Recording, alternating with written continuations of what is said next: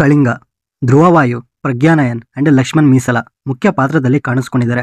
So ಈ ಸಿನಿಮಾದಲ್ಲಿ ಏನ್ ಚೆನ್ನಾಗಿದೆ ಏನ್ ಚೆನ್ನಾಗಿಲ್ಲ ಅಂತ ಇಂಡಿಯಾ ರಿವ್ಯೂನಲ್ಲಿ ತಿಳ್ಕೊಳ್ಳೋಕೆ ಮುಂಚೆ ಸಬ್ಸ್ಕ್ರೈಬ್ ಆಗಿಲ್ಲ ಅಂದ್ರೆ ಸಬ್ಸ್ಕ್ರೈಬ್ ಮಾಡ್ಕೊಂಬಿಡಿ. ಈ ಸಿನಿಮಾದ ಪ್ಲಾಟ್ ಏನಂದ್ರೆ ಯಾವುದೋ ಒಂದು ರೀಸನ್ ಇಂದ ಒಂದು ಪ್ಲೇಸ್ ಶಾಪಗ್ರಸ್ತ ಭೂಮಿಯಾಗಿ ಕನ್ವರ್ಟ್ ಆಗಿರುತ್ತೆ. ಅಂಡ್ ಯಾರಾದ್ರೂ ಆ ಪ್ಲೇಸ್ಗೆ ಹೋದ್ರೆ 2 ಮಿನಿಟ್ಸ್ ಅಲ್ಲೇ ವಾಪಸ್ ಬರಬೇಕು, ಇಲ್ಲ ಅಂದ್ರೆ ಸತ್ತೋಗ್ಬಿಡ್ತಾರೆ. ಅಂಡ್ ಇನ್ನೊಂದ್ ಕಡೆ ಹೀರೋಗೆ ಯಾವಾಗ್ಲೂ ಒಂದು ಕನ್ಸು ಬೀಳ್ತಿರುತ್ತೆ.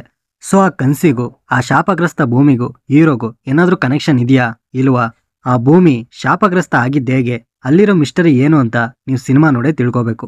ಇನ್ನ ಸ್ಟಾರ್ಟಿಂಗ್ಗೆ ನಮಗೆ ದೇವ್ರ ಕತೆ ಹೇಳಿ ಸಿನಿಮಾನ 1922 ಬ್ಯಾಕ್ ಡ್ರಾಪ್ ನಲ್ಲಿ ಸ್ಟಾರ್ಟ್ ಮಾಡ್ತಾರೆ. ಅಲ್ಲಿ ಸೇಮ್ ಕಾಂತಾರ ಫಿಲಮ್ ಅಲ್ಲಿ ಸ್ಟಾರ್ಟಿಂಗ್ ಅಲ್ಲಿ ಬರೋ ರಾಜನ್ ಕತೆ ತರನೇ ಇಲ್ಲೂ ತೋರಿಸ್ತಾರೆ. ಬರೀ ಇದಷ್ಟೇ ಅಲ್ಲ, ಕಾಡಿಂದ ಮತ್ತೆ ಹಳ್ಳಿಗೆ ಬರೋ ಸೀನ್ ಆಗಿರ್ಬೋದು, ಈ ತರ ಕಾಂತಾರ ರೆಫರೆನ್ಸ್ ಗಳನ್ನ ತಗೊಂಡಿದ್ದಾರೆ. ಅದಾದ್ಮೇಲೆ ಕ್ಯಾರೆಕ್ಟರ್ಸ್ ನ ಇಂಟ್ರೊಡ್ಯೂಸ್ ಮಾಡ್ತಾ ಲವ್ ಸ್ಟೋರಿನ ಬಿಲ್ಡ್ ಮಾಡ್ಕೊಂಡು ಇದ್ರ ಮಧ್ಯ ಮಿಸ್ಟೀರಿಯಸ್ ಎಲಿಮೆಂಟ್ಸ್ ನ ತೋರಿಸ್ತಾ ಬರ್ತಾರೆ. Next throughout the movie love story, family drama, supernatural elements and ಮತ್ತೆ repeat love story, family drama, supernatural elements ಇದೇ ಪ್ಯಾಟರ್ನ್ ಅಲ್ಲಿ ಪ್ರೀ ಕ್ಲೈಮ್ಯಾಕ್ಸ್ ವರೆಗೂ ನಡೀತಾನೆ ಇರುತ್ತೆ. ಇದರಿಂದ ಮಧ್ಯ ಡಿಸ್ಕನೆಕ್ಟ್ ಆಗ್ತೀವಿ, ಮತ್ತೆ ಕನೆಕ್ಟ್ ಆಗ್ತೀವಿ. ಇದೇ ಈ ಮೂವಿಗೆ ಮೇಜರ್ ಬ್ಯಾಕ್ ಡ್ರಾಪ್ ಆಯ್ತು. ಅಂಡ್ ಇದಷ್ಟೇ ಅಲ್ಲ, ಇಂಟ್ರೆಸ್ಟಿಂಗ್ ಆಗಿ ರನ್ ಆಗ್ತಿರ್ಬೇಕಾದ್ರೆ ಅವಾಗವಾಗ ಸಾಂಗ್ಸ್ಗಳನ್ನ ಹಾಕಿ ಸಖತ್ ಡಿಸ್ಟರ್ಬ್ ಮಾಡ್ತಾರೆ. ನೀವು ಈ ಸಿನಿಮಾ ನೋಡೋದಾದ್ರೆ ಸಾಂಗ್ಸ್ಗಳನ್ನ ಸ್ಕಿಪ್ ಮಾಡೋದೇ ಒಳ್ಳೇದು. ಇನ್ನು ಸೌಂಡ್ ಎಫೆಕ್ಟ್ಸ್ ಮಾತ್ರ ಇಂಟೆನ್ಸ್ ಆಗಿರುತ್ತೆ. ಜೊತೆಗೆ ಸಸ್ಪೆನ್ಸ್ ನ ಸ್ಟಾರ್ಟಿಂಗ್ ಇಂದನೇ ಸ್ಲೋ ಆಗಿ ಬಿಲ್ಡ್ ಮಾಡ್ತಾ ಬರ್ತಾರೆ. ಅಂಡ್ ಸ್ಟಾರ್ಟಿಂಗ್ ಅಲ್ಲಿ ಕೆಲವು ಸೀನ್ಸ್ ಗಳಿಗೆ ಫಿನಿಶಿಂಗ್ ಟಚ್ ಕೊಡ್ದಲೆ ಅರ್ಧಕ್ಕೆ ಸೀನ್ಸ್ ನ ಕಟ್ ಮಾಡೋದ್ರ ಜೊತೆಗೆ ತಲೆಯಲ್ಲಿ ಆ ಕ್ವಶನ್ಸ್ಗೆ ಆನ್ಸರ್ ಸಿಗದೆ ಇರೋ ತರ ಮಾಡಿ ಸಸ್ಪೆನ್ಸ್ ಅಲ್ಲೇ ಇರೋ ಹಾಗೆ ಮಾಡ್ತಾರೆ. ಇನ್ನ ರಿಚುವಲ್ಸ್, ಮಾಟ ಮಂತ್ರ, ಸೂಪರ್ ನ್ಯಾಚುರಲ್ ಎಲಿಮೆಂಟ್ಸ್ ನ ಮಧ್ಯೆ ಎಫೆಕ್ಟಿವ್ ಆಗಿ ತೋರಿಸಿದ್ದಾರೆ. ಇದಕ್ಕೆ ಟೆಕ್ನಿಕಲ್ ಆಸ್ಪೆಕ್ಟ್ಸ್ ತುಂಬಾ ಸಪೋರ್ಟ್ ಆಗಿ ನಿಂತಿದೆ ಅಂತಾನೆ ಹೇಳ್ಬೋದು.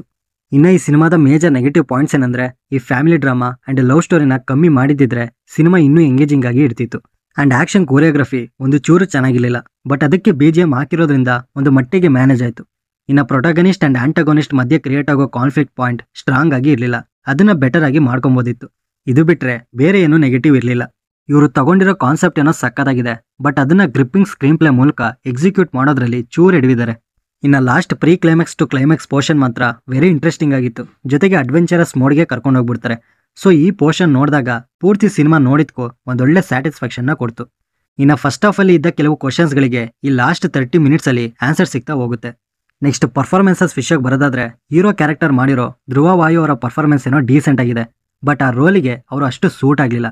ಇನ್ಫ್ಯಾಕ್ಟ್ ಒಂದೊಂದ್ ಕಡೆ ಅವ್ರನ್ನ ನೋಡಿದಾಗ ಹೀರೋ ಅನ್ನೋ ಫೀಲಿಂಗೇ ಬರಲ್ಲ. Next heroine and hero friend ಇವರಿಬ್ಬರ ಪರ್ಫಾರ್ಮೆನ್ಸ್ ಚೆನ್ನಾಗಿತ್ತು. ಇನ್ನು ಮಿಕ್ಕಿದ ಆಕ್ಟರ್ಸ್ಗಳು ಅವರಿಗೆ ಕೊಟ್ಟಿರೋ ರೋಲ್ನ ನೀಟಾಗಿ ಮಾಡಿದ್ದಾರೆ, ಬಟ್ ಯಾರ್ದು ಇಂಪ್ಯಾಕ್ಟ್ ಆಗೋ ರೀತಿಲಿ ಪರ್ಫಾರ್ಮೆನ್ಸ್ ಮಾಡಿಲ್ಲ.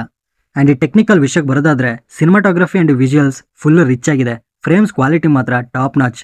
And editing and production design ಕೂಡ ತುಂಬಾ ಚೆನ್ನಾಗಿತ್ತು. ಇನ್ನು ಸಾಂಗ್ಸ್ ಅಂಡ್ BGM ಸಾಂಗ್ಸ್ ಒಂದು ಚೆನ್ನಾಗಿರ್ಲಿಲ್ಲ, ತುಂಬಾ ಡಿಸ್ಟರ್ಬೆನ್ಸ್ ಮಾಡುತ್ತೆ ಸಿನಿಮಾ ನೋಡ್ಬೇಕಾದ್ರೆ. ಬಟ್ BGM ಮಾತ್ರ ಸೈಕ್ ಆಗಿದೆ. ಸ್ವಲ್ಪ ಮಂಗಳವಾರಂ ಫಿಲಮ್ ಅಲ್ಲಿ ಬರೋ BGM ಪ್ಯಾಟರ್ನ್ ಅಲ್ಲೇ ಇದೆ. ಅಂಡ್ ಆ ಫಾರೆಸ್ಟ್ ಲೊಕೇಶನ್ಗೆ ಸೌಂಡ್ ಎಫೆಕ್ಟ್ ಮಾತ್ರ ಮಸ್ತಾಗಿ ಕೊಟ್ಟಿದ್ದಾರೆ. So over all movie one time watch, decent ಆಗಿದೆ, ಆವರೇಜ್ ಎಕ್ಸ್ಪೀರಿಯನ್ಸ್ ನ ಕೊಡ್ತು. ಯಾಕಂದ್ರೆ through out the movie suspense and curiosity audience ನ ಓಲ್ಡ್ ಆಗಿ ಇಟ್ಕೊಳ್ಳೋದ್ರಲ್ಲಿ ಫೇಲ್ ಆದ್ರು. ಅದಕ್ಕೆ ಕಾರಣ ಫ್ಯಾಮಿಲಿ ಡ್ರಾಮಾ, ಲವ್ ಸ್ಟೋರಿನ ಸ್ವಲ್ಪ ಜಾಸ್ತಿ ತೋರಿಸಿರೋದ್ರಿಂದ. ಬಟ್ ಆದ್ರೂ ಆಲ್ಮೋಸ್ಟ್ ಮೂವಿ ಎಂಗೇಜಿಂಗ್ ಆಗೇ ಇದೆ.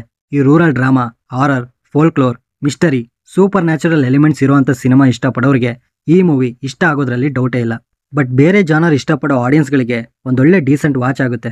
ಇನ್ನು ಸೆಕೆಂಡ್ ಹಾಫ್ ಅಲ್ಲಿ ಒಂದು ಅಡಲ್ಟ್ ಸೀನ್ ಇರುತ್ತೆ, ಅದನ್ನ ಸ್ಕಿಪ್ ಮಾಡಿದ್ರೆ ಫ್ಯಾಮಿಲಿ ಜೊತೆ ಆರಾಮಾಗಿ ನೋಡ್ಬೋದು. ಅಂಡ್ ಈ ಮೂವಿ ನಿಮಗೆ ಆಹಾದಲ್ಲಿ Telugu language with English subtitle ನಲ್ಲಿ ಸಿಗುತ್ತೆ. ಇದನ್ನ ಕನ್ನಡ ಭಾಷೆಯಲ್ಲೂ ಡಬ್ ಮಾಡಿದ್ದಾರೆ, ಬಟ್ OTT ನಲ್ಲಿ ರಿಲೀಸ್ ಮಾಡಿಲ್ಲ. ರಿಲೀಸ್ ಮಾಡಿದಾಗ ಕಮ್ಯುನಿಟಿ ಪೋಸ್ಟ್ ನಲ್ಲಿ ಹಾಕ್ತೀನಿ.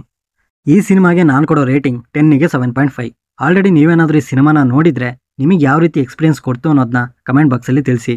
ಸೊ ಈ ರಿವ್ಯೂ ನಿಮ್ಗೆ ಏನಾದರೂ ಇಷ್ಟ ಆಗಿದ್ರೆ ಲೈಕ್ ಮಾಡಿ, ಶೇರ್ ಮಾಡಿ. ಹೊಸಬ್ರಾಗಿದ್ರೆ ಈ ಚಾನಲ್ನ ಸಬ್ಸ್ಕ್ರೈಬ್ ಮಾಡಿಕೊಂಡು ಪಕ್ಕದಲ್ಲಿರೋ ಬೆಲ್ ಐಕನ್ನ ಪ್ರೆಸ್ ಮಾಡಿ. ಮತ್ತೆ ಸಿಗೋಣ.